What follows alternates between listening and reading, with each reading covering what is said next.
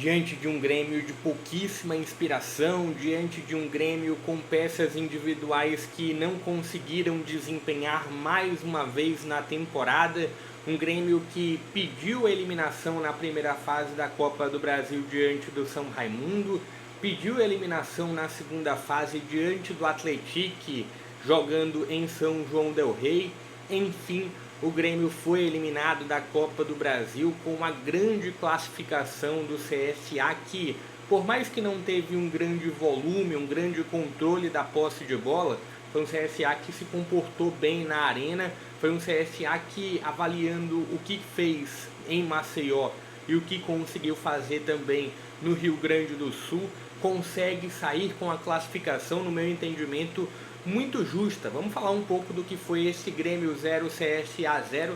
Teve polêmica de arbitragem, vou tocar um pouco nesse ponto também. Vamos falar sobre as atuações individuais, os personagens do jogo, o que dá pra gente destacar tanto de CSA como de Grêmio. Antes, vou pedir um pouco da sua avaliação também, o que você pôde ver desse jogo. Fique à vontade para participar nos comentários, fique à vontade também para deixar o like, se inscrever no canal e compartilhar o link em grupos de amigos e torcedores.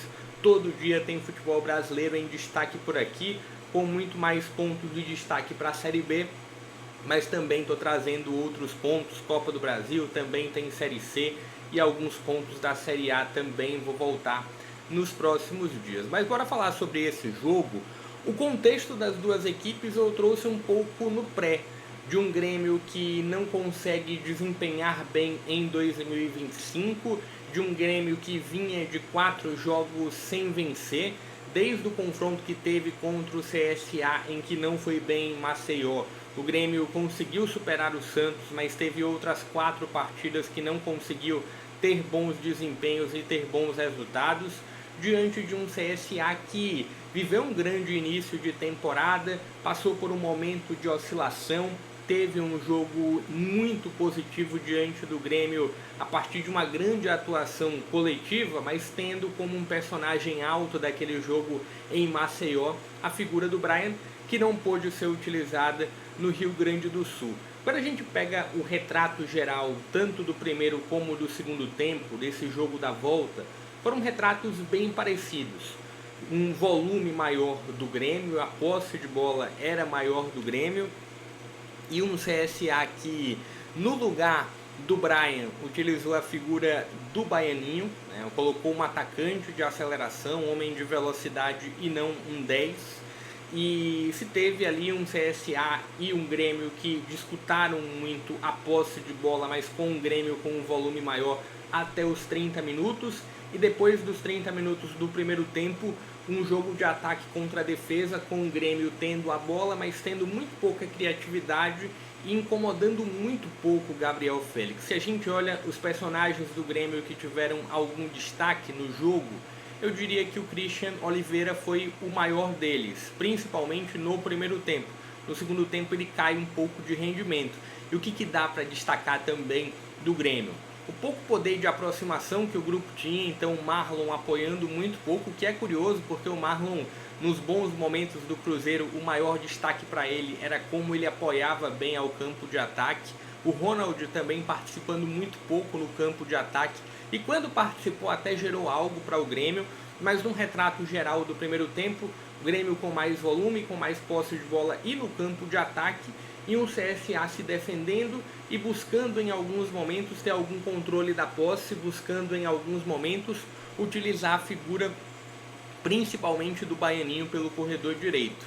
Mas tanto no primeiro tempo como no segundo tempo foi um CSA um tom acima no sentido de intensidade.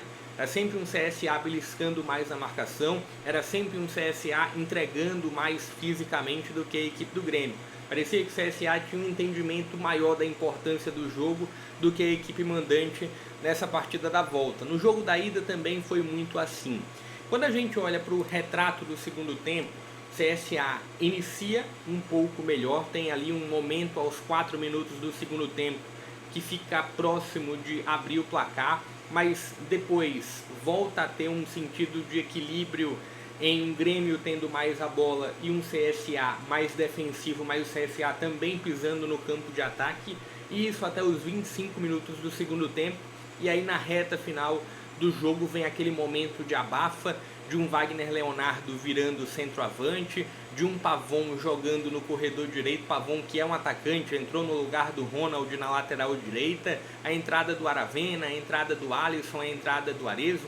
Mas voltando a um ponto de destaque do primeiro tempo, inclusive do comentário do Rafael Oliveira, que eu vejo como o melhor comentarista do Brasil, e ele estava nesse jogo pelo Prime, ele falou de um jogo muito morno durante o primeiro tempo, que era bom para o CSA de fato, e para o Grêmio nem tanto, mas muito a partir de um Grêmio que não conseguia ter essas aproximações que eu falei, e muito a partir de um Grêmio que não conseguia também acelerar o jogo, ter momentos de aproximações e de aceleração junta. Foram poucos momentos em que, a partir desse volume que o Grêmio teve a mais, ele conseguiu envolver o CSA no primeiro tempo. Acho que 2 ou 3 minutos em todos os 45 do primeiro tempo, o Grêmio conseguiu envolver o CSA. Teve uma bola na trave a partir desse envolvimento. E aí vem o ponto do segundo tempo, esse abafo final que eu vinha colocando do Grêmio, com muita pouca criatividade, com muita bola na área a partir de cruzamentos laterais. O Arezzo ele termina entrando, e a partir da entrada do Arezzo, o Bright White ele se transforma em um segundo atacante. Tem esse movimento do Pavon indo para o ataque. O Marlon dá lugar ao Lucas Esteves, talvez por essa falta de participação do Marlon na construção ofensiva. E aí a gente vê o lado do CSA, né? Teve a mudança do Marcelinho no lugar do Baianinho. Eu entendo que a entrada do Marcelinho no lugar do Baianinho talvez tenha sido pelo cartão amarelo do Baianinho. Na minha avaliação, posso estar muito errado em relação a isso, mas eu entendi que o primeiro tempo do Baianinho não foi terrível, não foi ruim. Talvez houve uma preocupação, até porque o Baianinho era um homem da recomposição, então tinha esse ponto do cartão amarelo para ele. E aí vem o Marcelinho, que entra relativamente bem.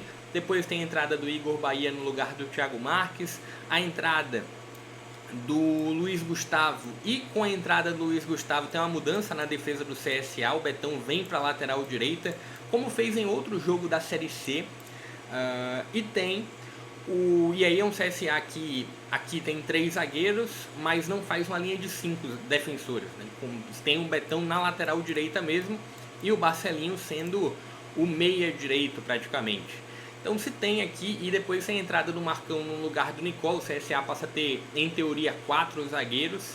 Tem a entrada do Vander, e aí já é muito mais no momento de fechar a casinha, volante no lugar de atacante.